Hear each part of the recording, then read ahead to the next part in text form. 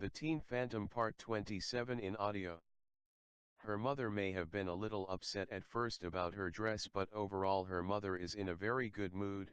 Charlotte slips off her shoes, she crosses her legs under her, sort of yoga style. She is a little careless, settling herself in a recliner that faces her mother. She lets the shorts show that she has under her skirt. Charlotte's mother speaks with alarm. "Why the shorts under your dress, Sasha?" "To avoid malfunction of some boy's reproduction mechanism. In case the wind whips my skirt up, I always wear shorts under my dresses. They are usually the same color as my skirt. This morning I was in a hurry and just grabbed a white pair. Sometimes I forget I have a dress on, like now." Her mother looks at Charlotte as if she were some strange creeping thing her mother had never seen before. "Reproduction mechanism to malfunction? What are you talking about, girl?" Charlotte smiles at her mother. "You are not all that dense, Mom." A smile comes to her mother's face. She giggles, then she speaks with reproach. "You speak as though we are just robots." "Mom, it is robots, not robots." "It is, well, anyway, you know what I mean." "But we are sort of robots, Mom." "Sasha, it was 2.5 years before you were born. I was pregnant with a boy. I was about 7 months along. It was a dreadful bad winter. Ice and snow was on the ground most of the winter. I wanted to go with some friends to a revival meeting in Denver, and your father was very determined that I should not go. He thought it was too dangerous for anyone, and with me carrying a child, it was outright idiotic. I would not heed to his wishes or his judgment. I thought the Lord would take care of us and bring us home safely. He did, except for my baby." Tears are starting to run down her mother's face. "As we were coming down the Monarch Pass, the car begins to spin. I become very dizzy. The car struck a rock, saving the rest of us from plunging to our death, and it throws me against the door handle that hit the baby's head. I have suffered ever since, thinking of myself as a murderer." With a feeling of great concern, Charlotte speaks rather sternly and with conviction. "You never killed your baby, Mom." Her mother has been looking at her hands in her lap all through the disclosure of her tragedy. She looks up at Charlotte as if she had startled her mother, then she speaks very positive. "It is the same as if I had. It was very foolish to ignore Dad's advice, but that does not make you a murderer. I hope this does not upset you. If the great Creator had plans for that baby boy, the great Creator would have saved it. The great Creator may have considered its spirit would do better in a girl's body, and the whole ordeal you went through was for you to learn that you should respect the truth when it is spoken." Charlotte's mother looks at Charlotte with dreadful bewilderment. "Are you saying you are the spirit of my baby boy?" "Mom, we are spirits, we just live in these bodies. Our bodies are as robots, our brain is like a sophisticated computer, our spirit is in command programming the computer, and our behavior manifests what sort of spirit is in control."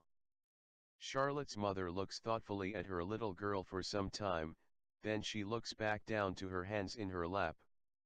"I have never heard of such things, Sasha. I just do not know what to think of it all. I know you are a rational person, you have reason to think as you do. As for what you said about me not being a murderer, the little angel told me the same thing, with about the same attitude as you. Right after it all happened, I tried to talk to your father about it and apologize for my wrongdoings, but he did not want to talk about it. He seemed to think we should not torture ourselves with the thoughts of the past.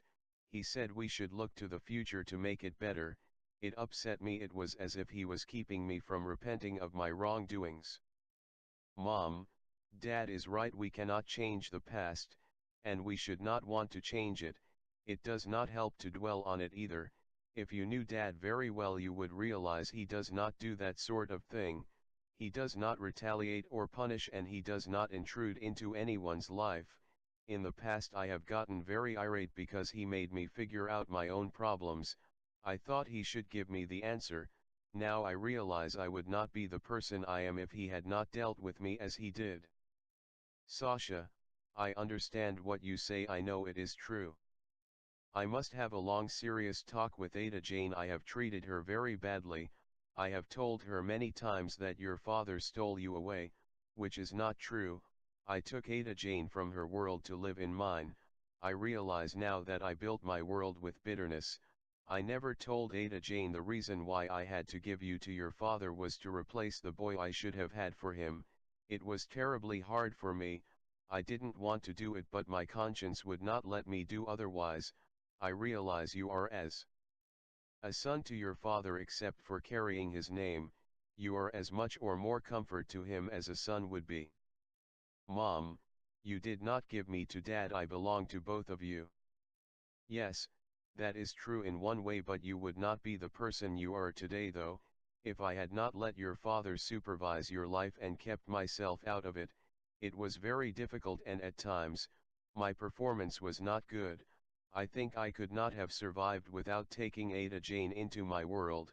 She was the only little bit of comfort I had. I realize now it was to her hurt and unhappiness. She missed you so much, Sasha, and her father too. You were like Ada Jane's own child until you were 3 years old. Mom, a woman should not marry a man she does not respect and honor enough to trust him to guide her life. I realize there are many mean and domineering men out there, but Dad is certainly not one of them. Though he has made me solve my own problems, he has still guided my life. I think he has done it well. It should not humiliate us for our father or husband to guide our life. It is a noble and a splendid condition for which we should be grateful. I suppose I would think differently if I were the daughter of a mean and domineering father. Charlotte's mother appears to be having emotional problems. I am sorry to have upset you, Mom. No, Sasha, you have done nothing wrong. I want you to be honest with me. I know it is not easy for you to do. All you have said is true. Reverend Darren Leon Franks agrees with you. For the last few weeks I have been doing some very serious thinking. The Reverend has told me several times that I would be much happier if I set my mind on just being a good mother and wife. He said my extra activities are destroying my life. I think that is true, Mom. I think our whole family would be happier. I think it is true too, but there are some things I need to get straightened out in my mind. It may take some time. Definitely, Mom, you should take your time. No one will rush you. Take all the time you need. Life is very important. We should not rush into anything. Charlotte's mother looks up at her with a smile. You have been a great comfort to me, Sasha. It is just like the little angel said. I want you to know, since we have talked, I have lost that deep hurt from the loss of my baby boy. I must put all my past behind me as if it had never happened, after I have confessed and amended the harm I have done to people. That makes me very happy. It is not too late for me to have a little baby brother, is it? Charlotte's mother looks at her with a radiant smile and distant look. I don't know. Her voice fades, then she becomes very ecstatic. I will do my honest best, Sasha, and if so, I would be the happiest mother in the whole world. Charlotte's mother then tells many things about herself and her father. She ends it with telling about the school. The school was built just a while before we made the deal to rent it. I doubt that they had rented it before. I don't know who owned it. Your father took care of all the business. Has your father told you anything about the things I have been telling you? No. It sounds interesting. I am shocked, though. I always thought you owned the school. My inheritance seemed like a lot of money, but it would not have bought the school. My bank account has dwindled to about half of what it was in the beginning. That is, it did until a few days ago. Somehow, the balance is back up to where we started. I have to go to the bank tomorrow. I need to check it out. I think they have made an awful mistake. I understand the owner has sold all of the property to someone that will not renew our lease. Our lease is up next month, but they are not pushing at us to get out. Dad has never given me any negative hope. In fact, the last time I spoke with him, he made me to understand there were things that I would discover that would give me great courage. Her mother looks very thoughtful. I don't know why I have felt that I was in competition with my own little girl. You have never given me any reason to be, you even shun glory or praise, most marvel at your behavior, they think after all your accomplishments, you still act like just an ordinary little girl. I am, just an ordinary little girl, it upsets me to be seen as a freak. Her mother looks at her somewhat puzzled, then with a little smile, she says, ordinary I suppose, certainly not a freak, you have always been very special in Jane's eyes, you have been special in my eyes also, I just could not let myself think about it, it has been a great burden I have had to bear, it has been dreadfully hard for me. The truth comes crashing through. Charlotte's spirit soars, her heart yearns, and she envisions her mother for the first time, she realizes her mother's ardent love for her, it is dreadful the misery her mother has endured. I understand now why you kept your distance from me, Mom, if you had not, you would have hurt more than you did, thinking you should give me to Dad. If you had tried to be close to me, it would have torn your heart out, you have not been in competition with your little girl, your love for her is greater than your love for Jane, that is why you had to keep your distance, it hurt so much. Her mother's eyes are brimming full, tears are trickling down her face, she has the most pleasant loving expression, her mother speaks with great emotion, you really do understand I have loved you so much it has hurt terribly. Charlotte could sit there no longer knowing the great love her mother had for her.